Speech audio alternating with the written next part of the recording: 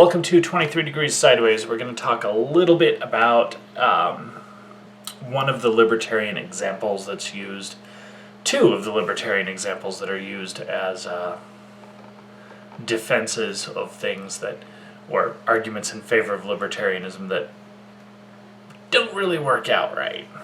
Okay, the roads one is probably the worst example for a libertarian to ever use, ever, because it's one of the top 8 or 9 things that I can think of that a government can justifiably be involved in.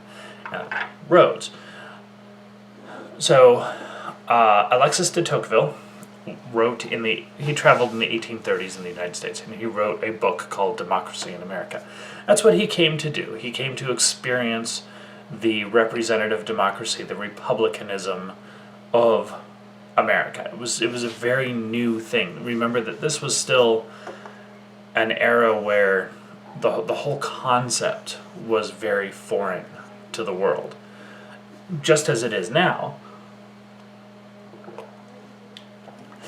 The current idea of democracy in Europe generally is highly socialist, meaning that there's a bureaucracy, a state, and an elite, the state, whatever, the government, that really does run things, and that they grant you and permit you certain privileges, and that you get to vote on stuff because that's democracy, but only in the allowable areas.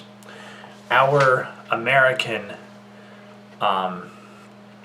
citizen as sovereign, okay, individual liberty basis of government is still unique, at least uncommon, very rare in the world. Okay, that there are not very many countries that actually base things on that concept of individual liberty first, state second.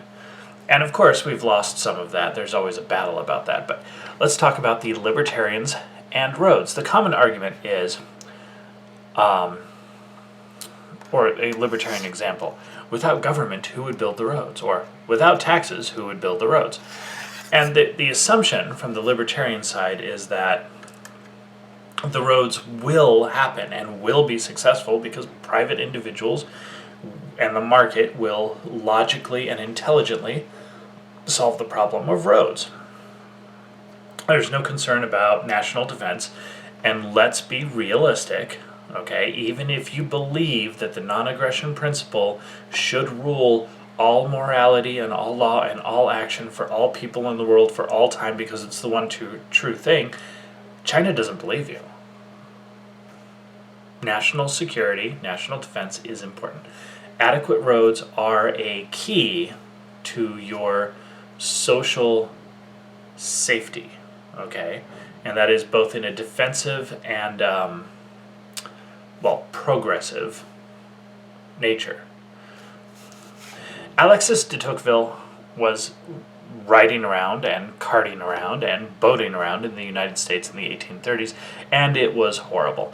You won't find this in the book Democracy in America, which is fortunate because it's a really long, slow, dry read, okay? This is basically a French aristocrat who wants to make a pseudo-academic highbrow analysis of America and have adventures, and he wants to write about it in the most ridiculously boring manner possible, okay? Great guy, but it's 800 pages of snooze to try to read. Fortunately, all of his travel stuff is actually in his journals and his letters, and you can get the compilation of those. You can actually find it, you can even get a decent information off the DOT website, dot.gov. There's a highway history section, and they'll actually talk about Alexis. And here's the thing about de Tocqueville. He had a horrible time traveling through the United States. We had Jeep trails. If you know what a Jeep trail is, were about as good as it got, and we're talking about places, things like from New York to Philadelphia, 2-track, right? That's the best America's got. Traveling to Buffalo involves actually breaking carriages on the road if you don't caution yourself to go at slightly less than a walking pace. Really bad roads. We didn't have a road infrastructure. Without government or without taxes, who builds the roads? The answer is actually nobody. Okay?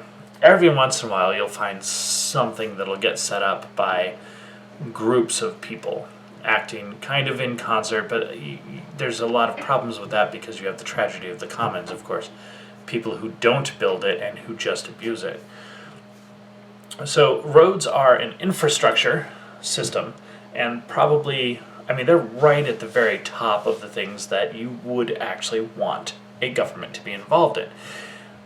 Now, there's some caveats to that, and yabbits, as someone else would say. Yeah, but what about a turnpike?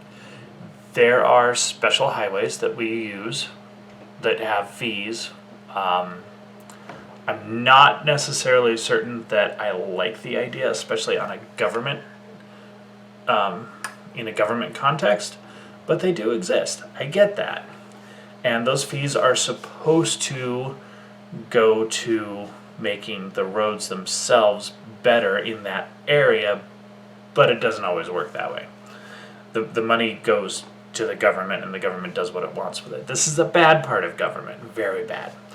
Non-transparency and non-locality of your fees and your fund intake, your taxes. We do provide as a constitutionally based, not explicit, but constitutionally based freedom of travel, which means that you have to be able to get places. Okay, the libertarian argument that if you're non-cooperative, we won't let you on our road and you can just starve, doesn't really. It's great for social justice. It's great for the idea of mob justice. You can cancel people to death if you don't like them, but it's really not good for the idea of fundamental freedoms. Okay, it doesn't. Libertarians. I love you guys, but the non-aggression principle combined with the anarcho-capitalist idea that if someone doesn't behave, you don't let them cross your property to go to town, these things don't work together, okay? And literally mob justice is what ends up being the result when I talk about the stuff with anarcho-capitalists over and over and over again. So there's a problem here, a philosophical problem. Roads are a public infrastructure. Just hear me out. There are a few areas where we have public infrastructure, something that everyone needs, everyone benefits from in various widespread ways. Okay, a road system is a serious advantage to market capitalism. It's a serious advantage to individual freedom. It's a serious advantage to the growth, health, wealth, and educational level of your society. In the 3rd century AD, in Rome, at the height of the Roman Empire, they had, over 40% of the population would move more than 100 miles at some point in time in their lives. That's more than the rate in America right now. This is something that prevents and stops provincialism, okay? Tom over there on Pluspora, we have provincial Massachusetts progressives who literally think that New York City is the center of the universe. They really don't know anything goes past that, okay? The Penn Station and Union Station arguments in previous videos, stuff we've talked about in the past, where that kind of provincialism, they literally can't see past 100 miles from their doorstep. Well, they've never been more than 100 miles from their doorstep. And in many cases, they've never been more than 50 or 60 miles. Out west, you get people who live in one town all their lives. They usually get out into the desert or the mountains, but that's not the same thing. Going a trip to California for some Central Nevada residents is a once in a lifetime event. That's not good for your society. So roads are a massive, interconnected set of advantages for your society. They are probably the biggest public investment you can make, and you do have to do that as a public. Now, how do you structure that? Well, you basically have to set up something that operates like a government. You have to be able to have rights to the land, okay? For example, there's an easement on my property, okay? The county does not own the land, but there's an easement, so they have rights to a road access on some of my property. That's fine. That's how it works. You have to have rights to the land in some fashion. You have to compensate for those rights to the land, and our government fails on that, largely. Compensation, tax deferment, there's a lot of stuff there that doesn't work out right. You have to adequately manage the funding. That's another area where our government seems to have major issues. All of these are the negatives. The positives are that you have to have, the positive aspects, the things that you need some government type of agency for. You need to have rights to the land. You need to have an ability to build a consistent network of roads that operate the same way. You need to have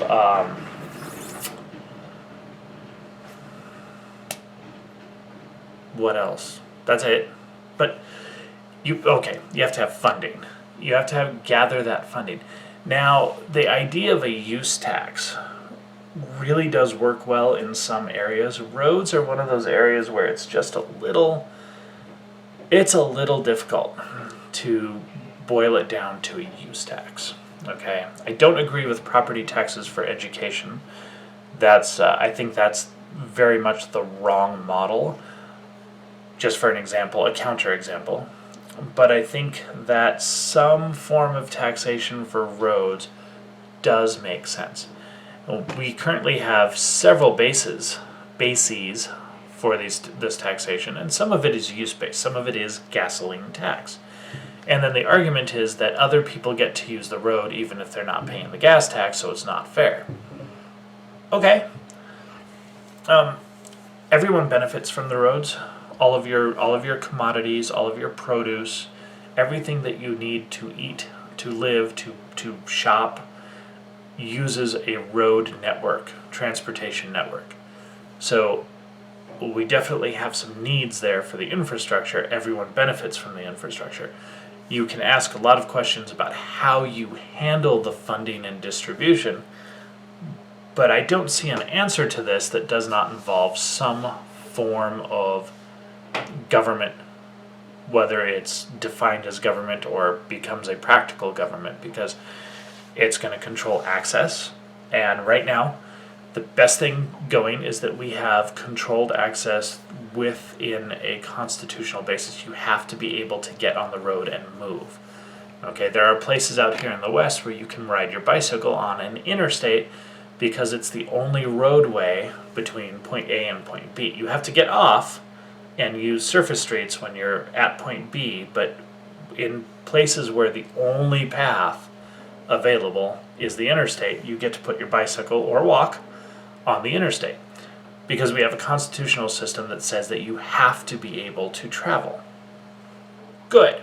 I don't think we take that far enough. And that's just me. But you do have to have that system. You have to have that system in place. The short part of this rambling video is that it's important to note that roads verifiably in U.S. history do not happen well without government. It does not work well without government. 1.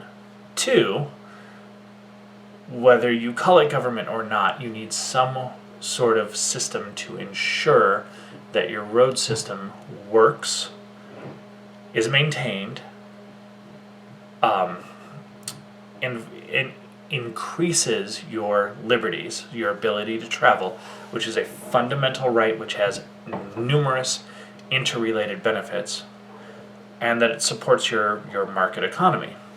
These things are all important. You can't do this with every individual landowner fighting every other individual landowner. Okay, it's not workable. We know it's not workable. We've been through road banditry in various failed states in Europe throughout relatively modern history. We know how this all works. You do need a government or quasi-governmental system to build the roads. Worst libertarian argument ever, all right? And we'll go ahead and talk about YouTube and capitalism and libertarianism in another video. Stay sideways.